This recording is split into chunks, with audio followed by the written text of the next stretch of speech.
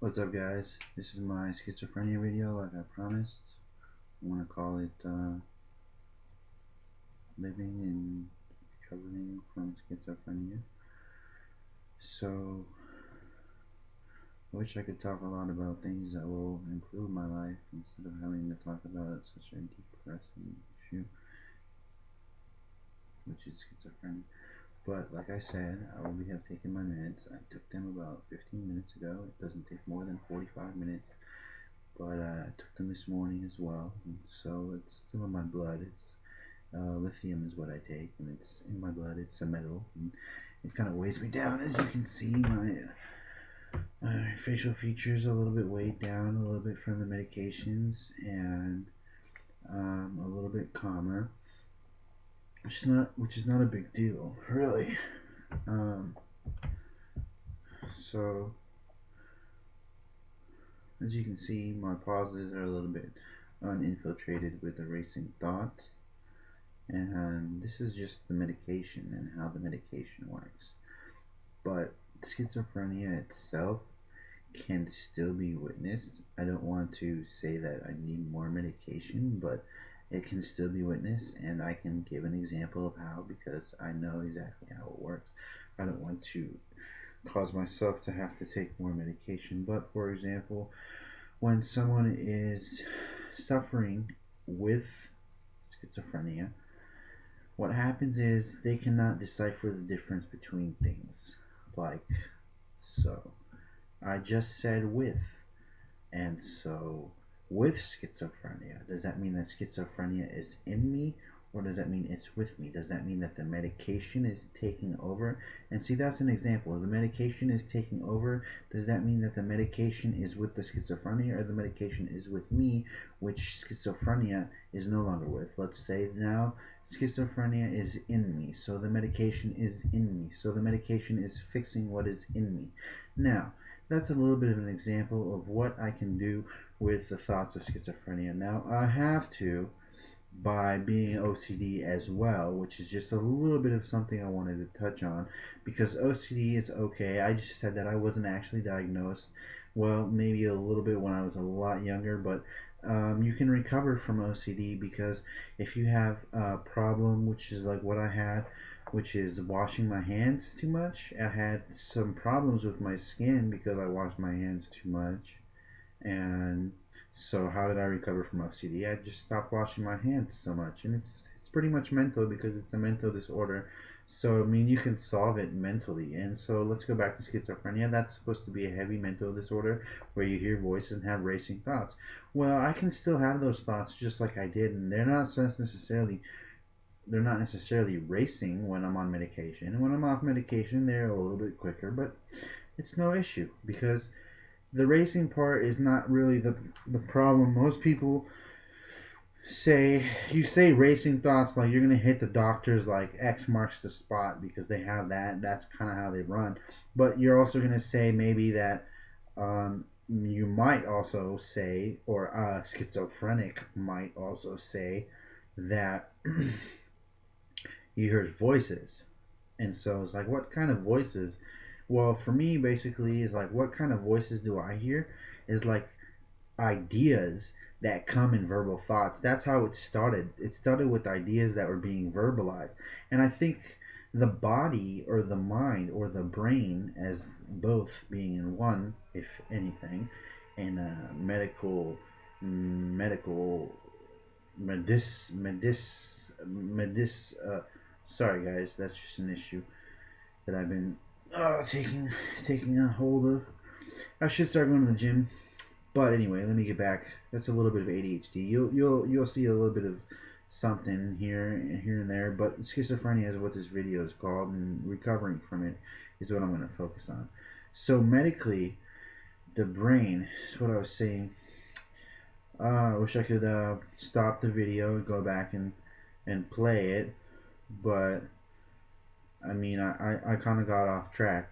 So it was racing thoughts. It was hearing voices. So it started with hearing voices that were ideas verbalized, and I think the brain verbalizes those ideas because ideas are not a bad thing unless they're bad ideas, you know? So, I mean, unless you're having bad ideas, then your body starts saying, wait a minute, this is probably a bad idea. Let me translate it into words. Like, let me write it out and then have somebody, like, like, no, like, hey, no, N-O. It's like, this is that way it's supposed to be, with a K, like, hey, KK, hey, that kind of thing. So what I'm trying to say is that if you verbalize the ideas and they're bad ideas, then they're bad thoughts, and then you're gonna tell someone I'm hearing voices, it's like you've hit a low, but that's okay because how can I solve this low? Because I've hit that low and I heard the voices, but I had bad ideas, but they could have been for good reasons. Okay, you guys, and they could have had good outcomes, and you could still be a good person and hit a low. So don't get yourself into a little bit of depression from schizophrenia. I mean, I don't know which one comes first, and if you want me to tackle this, I would think that depression should come first because those ideas could come in as a weight. But look, those ideas that are bad, that could come in as a weight, that could weigh you down and make you depressed, those bad ideas can also come in as a word before they come in as a weight because it's easier to verbalize them. So no specific depression or schizophrenia has to come first if you really wanted to know that. Well, what else I was going to say is let me just pause and catch my breath. So, guys, I remembered I caught my breath, and while catching my breath, I got to one of the worst parts of schizophrenia. I don't know if it's schizophrenic or schizoparanoid, or I mean schizoaffective or schizoparanoid, but what I do know is that it could be both. And this, what I'm talking about, what I'm referring to, is what I'm about to bring up, is the fact that you can talk to people with a straight verbal dialogue in your mind without opening your mouth. And the people, unfortunately, they will not pick up, supposedly, because I've asked a couple people that I've had a verbal conversation with if they've talked to me. They will not pick up on the exact words. And if you still don't understand because you might not have schizophrenia and you're interested in knowing, let's say that I wrote on a piece of paper. Give me a minute. Let me just find a piece of paper.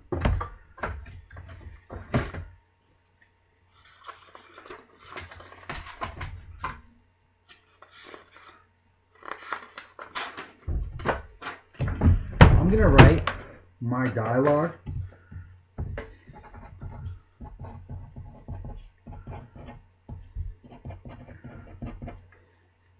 And this is going to be just for the schizophrenia factor of my video. You might pick up on something if you keep watching other videos, but so I'm going to be quiet and I'm going to let you guys try and read this.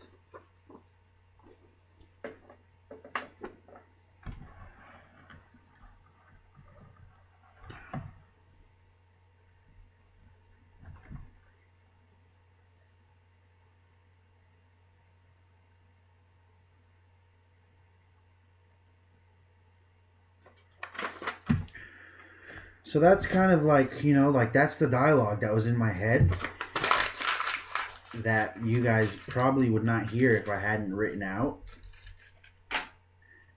So, how to overcome that? Well, first of all, what I did was I talked to people and I told them, hey, can you hear me talking to you in my head? And they said, no. And that doesn't mean the possibility doesn't exist. If you want to hold on to that, then maybe you have an intuition that maybe you should rely on.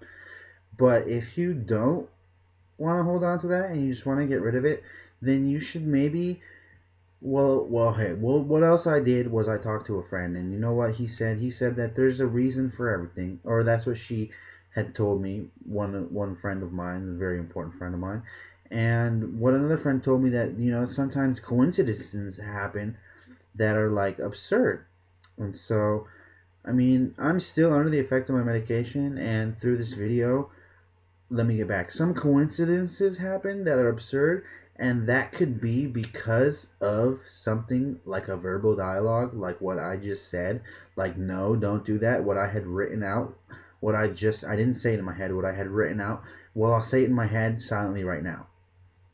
Maybe you're going to end up not doing something, or a friend of mine, he's going to end up not doing something. He's going to say, look, I didn't do drugs today. And I'll be like, good, I told you not to do that. But it's not going to be me telling him exactly word for word, no, don't do that. What is it going to be? It's going to be a coincidence. But coincidences happen. An appreciation of the out of the ordinary will help you not only get over A, being depression, B, being a schizophrenic outlook, which is the exact or specific focus point being a verbal dialogue. You'll get over that with a appreciation for the out of ordinary, because you will appreciate coincidences and not rely on your verbal dialogue. And that's overcoming schizophrenia. And if you guys have any more issues, I could do a schizophrenia times two, and I could do a schizophrenia without my medication.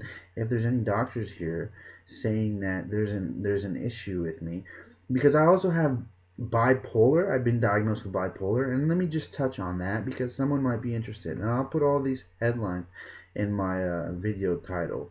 Oh, by the way, before I get into bipolar, my my well, it sounds silly since we're getting over all these mental issues, but I still like to go by the name Nash Psychonemesis. So I hope you guys like that name. I came up with it earlier today after I made my first video about being a psychonemesis, or as a psychonemesis. Prior, recently, soon prior to being a psychonemesis. So I don't know why my head's lopsided, but I mean, so bipolar disorder supposedly have manic episodes. I mean, if you have schizophrenia and you have bipolar disorder, there's an illogical occurrence, because where is the manic episode if you're supposed to have racing thoughts all the time?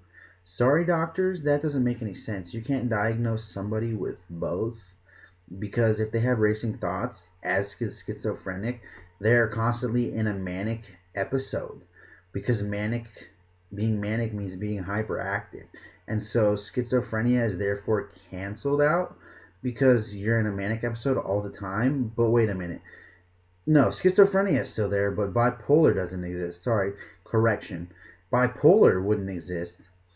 It was the word that I just messed up on. Bipolar wouldn't exist because you're always in a manic state, so that would just be who you are. So schizophrenia would be there. But I mean, you could mix in a little bit of ADHD and say that no, the focus went away, and so the racing thoughts went away. And so therefore, if the racing thoughts went away, there's no longer any schizophrenia. Well, wait, then ADHD would remain alone. So wait, ADHD remained alone, but what happened to the bipolar disorder? So there's a fallacy in here. Let's go back to both schizophrenia and I want to make this clear. Schizophrenia and bipolar disorder. If bipolar disorder was having manic episodes, well, people are happy sometimes. This is what I think. People are happy sometimes, like me. I have bipolar supposedly, but I'm happy sometimes, and other times I'm just not happy. So why would I not be happy sometimes? Well, I mean, I'm just happier at other times. You know? I'm just happier at other times. And that's just a normal thing. I'm happier when I'm going to do something exciting, or when I have a motivating thought, or in my somewhere in my chest. But therefore, bipolar is just a walk a walk in the park, really. For me, I've been diagnosed with bipolar. I walk through the park and I see a bug. Ew. Oh, depression hits. Wait a minute.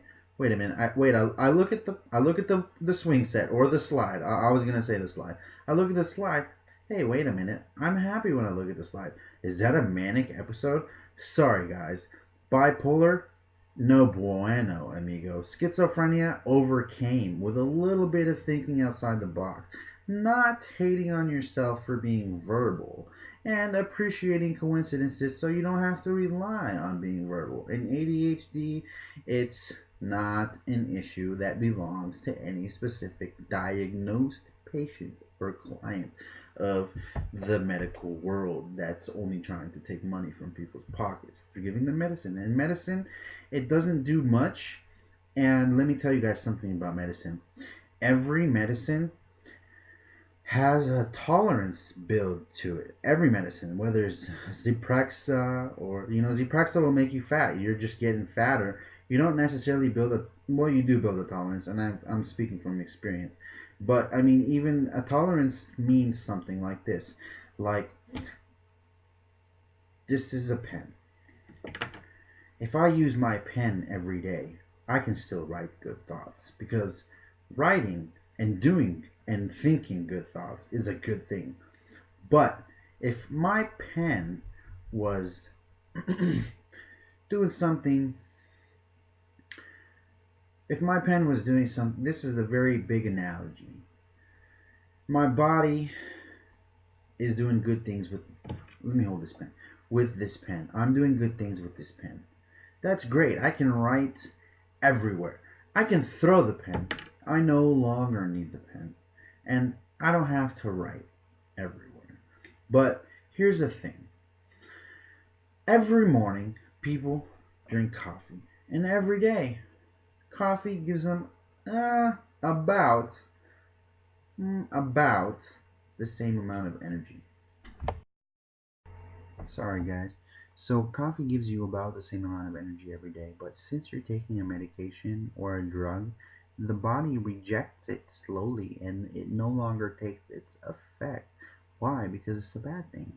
I mean, if you eat too much, you get fat, and you know that you can no longer walk or be agile like you were before. The body's telling you something's not right.